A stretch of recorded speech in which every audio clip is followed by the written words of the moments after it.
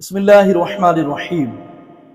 आपने हमारी पिछली वीडियोस के अंदर बहुत सा मवाद ज़हीन तालिब इल्म की ज़िहानत के मुतालिक सुना होगा। हमने उन पिछली वीडियोस के अंदर ज़हीन तालिब इल्म की ज़िहानत के 20 असबाब व मुहर्रिकात जिक्र किए थे। उस पर तकरीबन हमारे 12 से 15 दिन लग गए, लेकिन खुशी इस बात की कि अल्हम्दुलिल्लाह कि उन 20 वीडियोस 20 निकात पर मुश्तमिल जो हमने मवाद दिया था, अहबाब ने उसे बहुत सराहा और बेशुमार बच्चों ने उसे समझा और उससे अपने अंदर खुद एतिमादी महसूस की। जैसे 20 असबाब हमने ज़िहानत के असबाब व मुहर्रिकात के बनाए थे, इसी तरीके से सुस्त तालिब इल्म की सुस्ती के 20 असबाब व मुहर्रिकात वो भी हमने शामिल किए हैं। पिछली वीडियोस के अंदर सिलसिला ये था कि हम हर एक पॉइंट की वजाहत करते थे, लेकिन यहाँ पर हम कोशिश करेंगे कि 20 के 20 दो वीडियोस में या एक वीडियोस में इसे हम शामिल करें, ताकि आपके लिए आसानी रहे और आप एक ही निशिस्त में इतनी मालूमात हासिल कर सकें। सबसे पहले हम आते हैं सुस्त तालिब इल्म की सुस्ती के असबाब व मुहर्रिकात। क्या रीजन है, क्या वजह बनती है ऐसी कि बच्चा क्लास के अंदर सुस्त हो जाता है?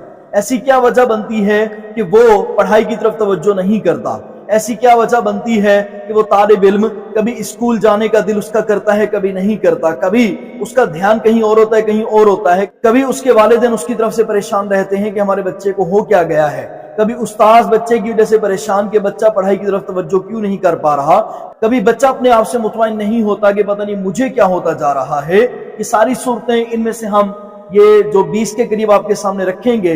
आप देखिएगा, आपके जेरे तहत कोई बच्चा है, आप उस्ताद हैं, आपका कोई शागिर्द है, आप बाप हैं, आपका बेटा है, या आपकी सरपरस्ती में कोई बच्चा पढ़ रहा है, या आप देख रहे हैं कि कोई बच्चा जो ना आजकल पढ़ाई में बहुत तवज्जो नहीं दे रहा, तो आप देख लीजिएगा कि इन असबाब में से कोई सबब उसके अंदर पाया तो नहीं जा रहा। अगर ऐसा है तो फिर आपने, अभी मैं गिनवाऊंगा, पढ़ के सुनाऊंगा, आपने देखना है कि उस बच्चे के अंदर ये सारी चीजें हैं या नहीं। अगर एक भी चीज पाई गई तो समझ लीजिए बच्चे की परसेंटेज में, ज़िहानत में कमी आना शुरू हो चुकी है। मैं ये पढ़ के सुनाता हूं। सबसे पहला सबब ये है कसरत तातील। कसरत तातील यानी बच्चे का बहुत ज्यादा छुट्टियां करना। जाहिर बात है, एक बच्चा जब वक्त पर स्कूल नहीं जाएगा, बच्चा जब वक्त पर सबक नहीं सुनाएगा, बच्चे की जब गैर हाजिरी मुसलसल लगेगी, बच्चा जब अपने क्लास फेलोज के साथ सबक में बराबर नहीं चलेगा, छुट्टियों की वजह से उसका सबक कमजोर होगा, उसे मशकें नहीं आएंगी, उसके अंदर के मामला जो सबक के अंदर निकात होते हैं, उस्ताद साहब ने बड़ी जांफिशानी के साथ, तवज्जो के साथ समझाए होते हैं और बच्चों को वो आ गए, लेकिन छुट्टी के सबब इस बच्चे को नहीं आ रहे। जाहिर बात है, एक छुट्टी का गैप, बुजुर्ग कहते हैं कि एक छुट्टी का गैप जो ना कई दिनों की बरकत जो ना उठा के ले जाता है। एक छुट्टी नहीं होनी चाहिए कि एक छुट्टी की वजह से पीछे जो सबक चल रहे होते हैं, उनका रब्त, उनका टेम्पो, वो सारा खत्म हो जाता है। तो कसरत तातील अगर आपके बच्चे के अंदर है कि बहुत ज्यादा छुट्टियां करता है, तो आप चाहते हैं कि बच्चा तरक्की करे, उसकी छुट्टियां बंद कर दें। सर्दी है, गर्मी है, बारिश है, धूप है, अंधेरा है, छांव है, कुछ भी है, कोशिश करें कि बच्चे को आप अच्छे तरीके से कॉन्फिडेंस देकर, एतिमाद देकर क्लास में लाजमी भेजें। भले वो 2 पीरियड पढ़ के आ जाए, लेकिन उसकी तबीयत में ये शामिल हो जाए कि बेटा छुट्टी नहीं करनी। एक बात। दूसरी बात है, बाज बच्चे बहानेबाजी करते हैं। आज मुझे सर में दर्द है, आज चक्कर आ रहे हैं, आज दिल नहीं कर रहा।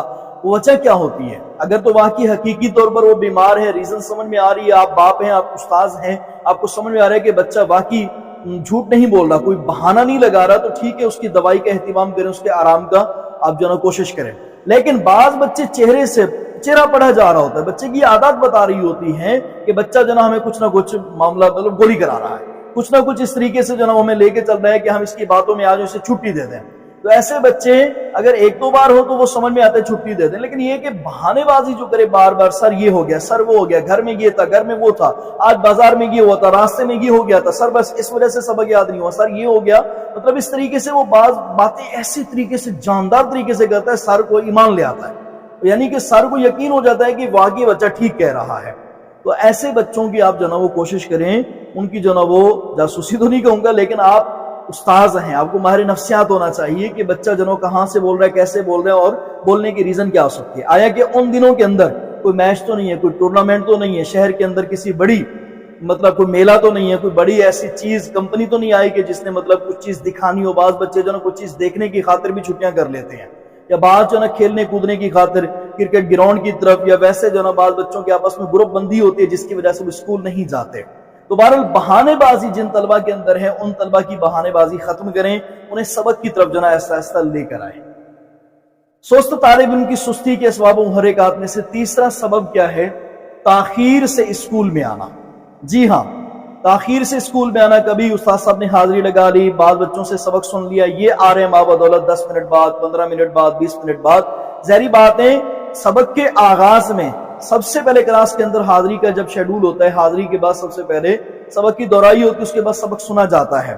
سبق جب سنا جاتا ہے، سبق سننے کے دوران میں بچہ جب نہیں آئے گا، اس بچے کا ہمیں کیسے پتا چلے گا کہ اسے سبق اچھے طریقے سے یاد ہے؟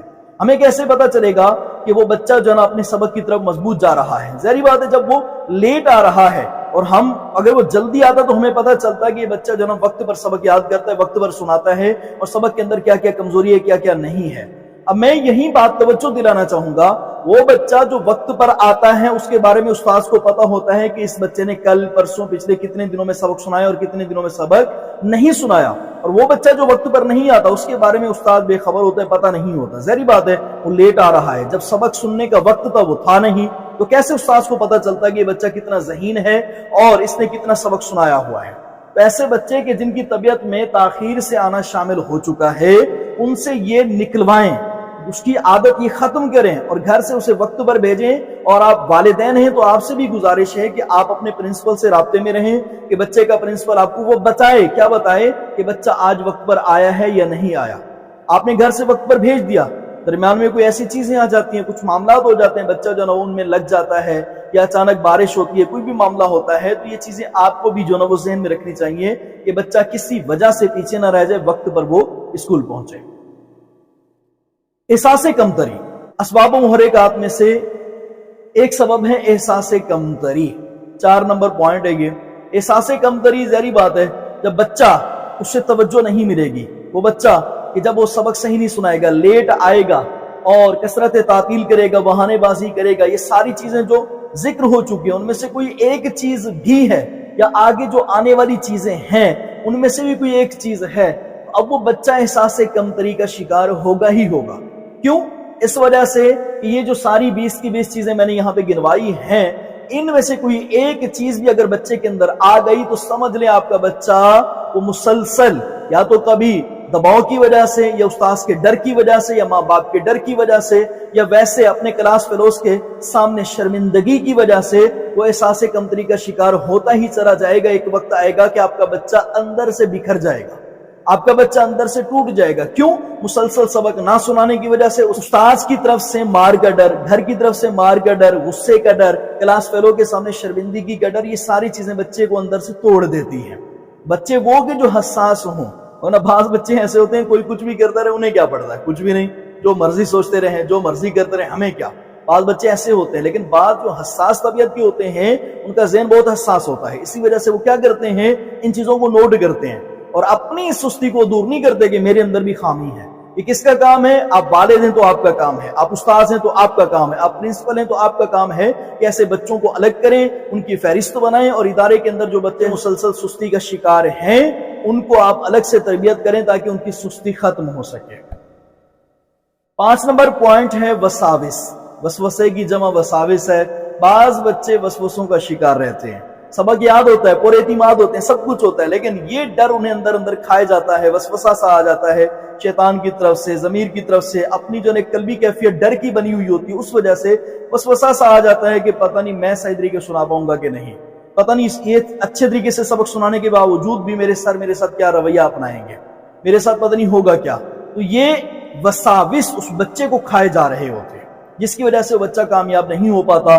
مسلسل میرے ساتھ پتہ نہیں آج کیا ہوگا، میں جب گھر جاؤں گا پتہ نہیں میرے ساتھ کیا ہوگا، میرا فلاں طالب علم میرا کلاس فیلو میرے ساتھ پتہ نہیں کیا رویہ اپنائے گا، میں جب وہاں پہ جاؤں گا میرے ساتھ پتہ نہیں کیا سے کیا ہو جائے گا، لوگ کیا کہیں گے وغیرہ وغیرہ۔ یہ چھوٹی چھوٹی باتیں بچے کے اندر اگر جمع ہو رہی ہیں اور آپ سن رہے ہیں کہ بچہ اس طرح کا جو اظہار رائے کر رہا ہے، تو سمجھ لیجئے بچے کے اندر کہیں نہ کہیں ایک خوف گھر کر رہا ہے۔